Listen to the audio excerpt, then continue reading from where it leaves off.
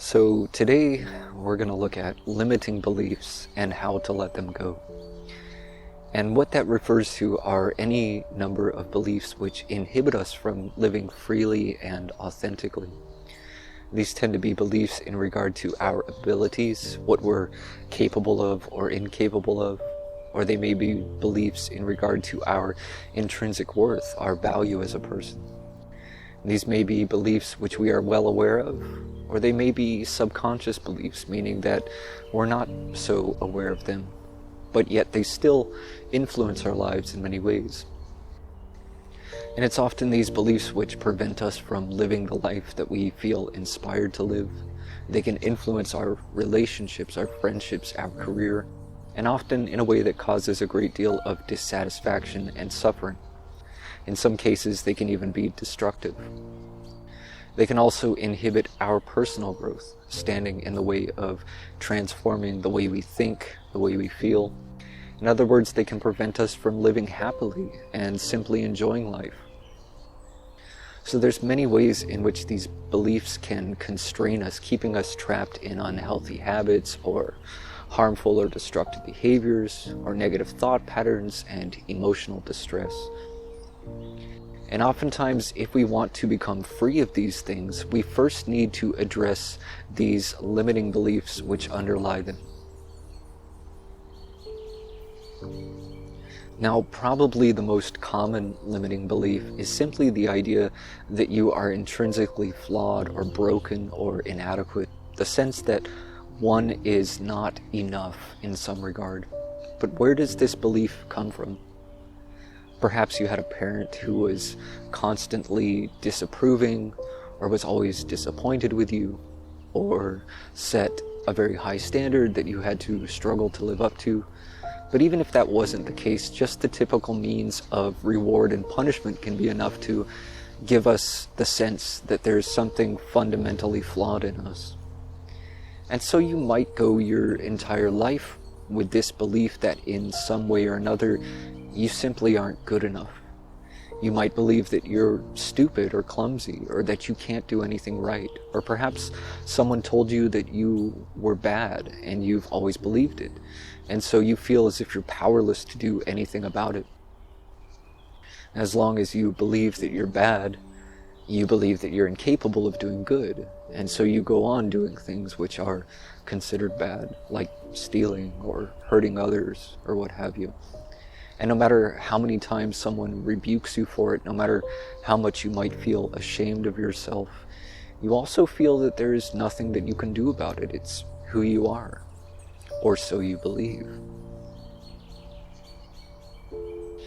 Or perhaps you have some inclination to express yourself creatively through music or writing or some other artistic form, but somewhere along the way you came to believe that you aren't very talented, or perhaps you came to believe that creative expression is an unacceptable way to live one's life, that you should be devoting your energy to something more practical or more lucrative or more respectable, like becoming a doctor or a lawyer.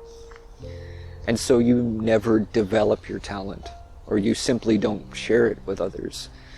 And you go your whole life feeling unhappy because deep down you want to express yourself in this way, but you have some belief which keeps getting in the way of it. And there can be any number of limiting beliefs. I'll never be good enough. I'll never be happy. I'll never be loved. I'll never be able to do this thing or that thing. I'm stupid. I'm clumsy. I'm unlikable. Whatever it happens to be, as long as you believe it, it tends to confirm itself. For example, let's suppose that you hold the belief that you aren't worthy of being loved. So like most people, you find yourself out in the world meeting potential partners, and once in a while you meet someone who is really genuinely kind and loving. But subconsciously you believe that you aren't worthy of that person's love, and so you reject them or you sabotage the relationship. Now, on the surface, you might come up with some other excuse, some other rationalization. You might say that you just don't think that they're compatible. Or maybe you say it's because of what they do for a living, or some other trivial thing. But deep down, the real reason is that you know this person would treat you with so much love and respect, and you just don't believe that you deserve it. And so instead, you look for someone who's going to treat you the way that you believe you deserve to be treated. You look for someone who's a bit more self-absorbed and inconsiderate. And of course, they wind up treating you very unlovingly in the relationship, which just goes to confirm your belief that you're not worthy of being loved. So you see how these beliefs are not only very limiting, but how we even go out of our way to confirm them, to prove to ourselves that this belief is true. And we can cause all kinds of suffering for ourselves, all kinds of problems, drama, conflict, disappointment, and so on.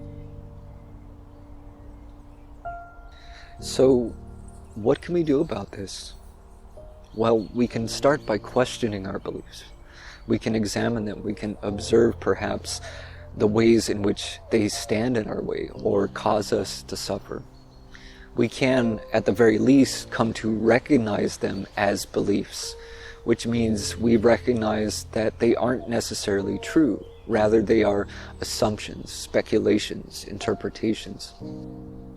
And if we want to know the truth, we need to be able to suspend our beliefs, to be willing to let go of them, or at least to loosen our grip a little and not to hold on to them too tightly, to recognize that our beliefs, no matter how well-founded they may seem, are not certainties, to recognize the possibility that our beliefs might be wrong.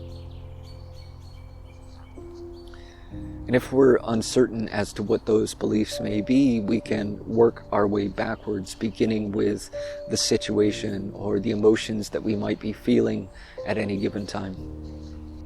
For instance, if we find ourselves repeating the same unhealthy behavior over and over again, or making the same poor choices, or perhaps finding ourselves wanting to do something but not feeling that we are capable of it, we might also notice what we feel in those moments. We might feel discouraged. We might feel disempowered. We might feel frustrated. We might feel inadequate or unworthy. And whatever it happens to be, if we can explore that feeling, if we can go into it and see what's behind it, that's where you find it. Somewhere underneath that feeling, there is some belief that we have about ourselves. So we look at that, we recognize it, we acknowledge it, but at the same time, we let go of the assumption that it's true. We might ask ourselves why we believe it. Where did that belief come from? Was it something someone else said, perhaps? And if so, why did we believe it? Often the beliefs that we have about ourselves are simply some other person's opinion that we have adopted as our own.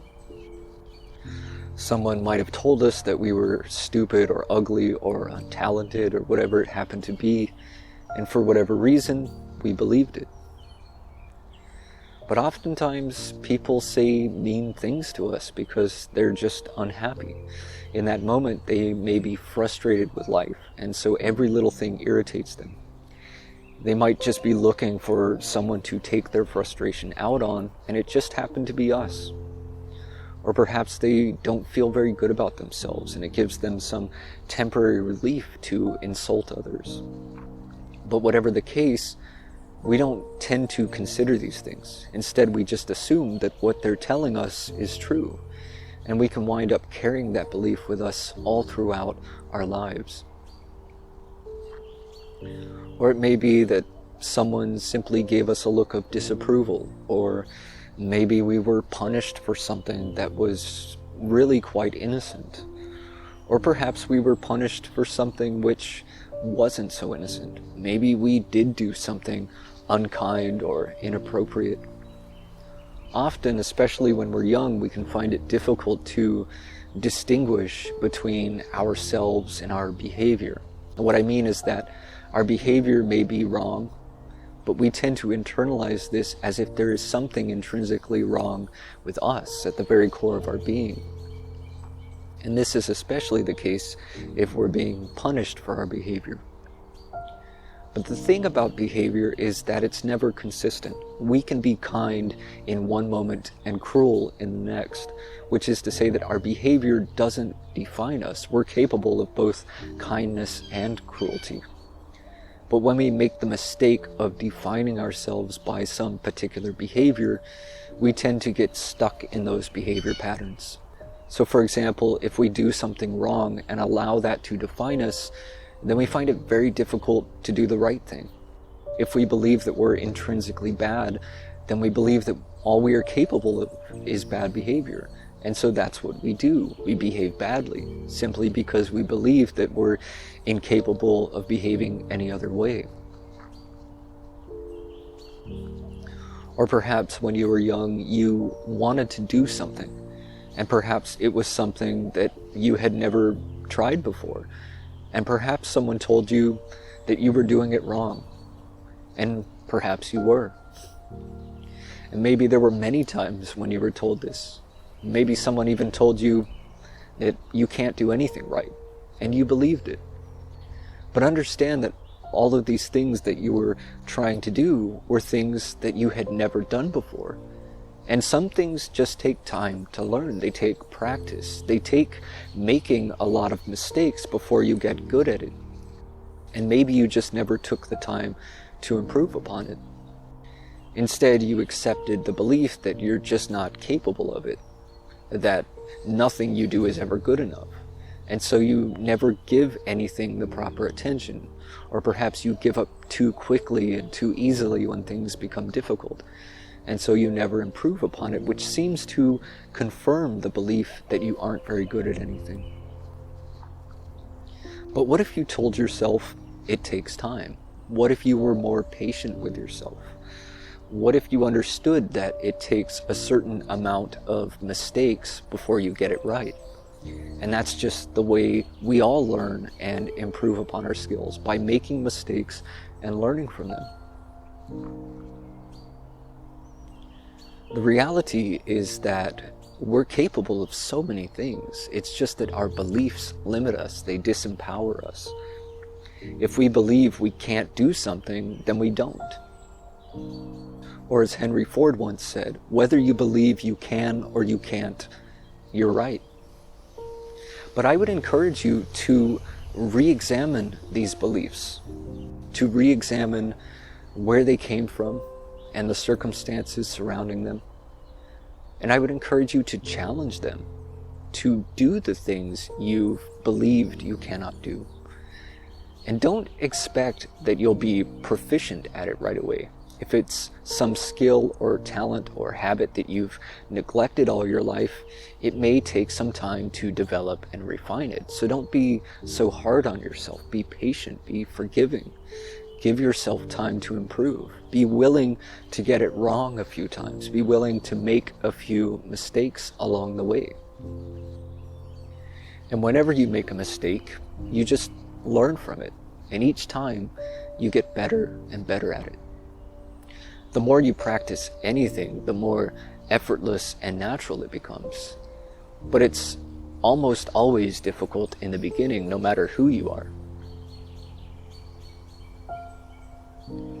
But as we begin to let go of these beliefs, we begin to discover so much more of our potential. We begin to live in a way that is much more authentic, much more expansive, much more liberating, and much more fulfilling. And from that, we discover a great deal more joy in life. It's like turning the page to an unwritten chapter filled with endless possibilities.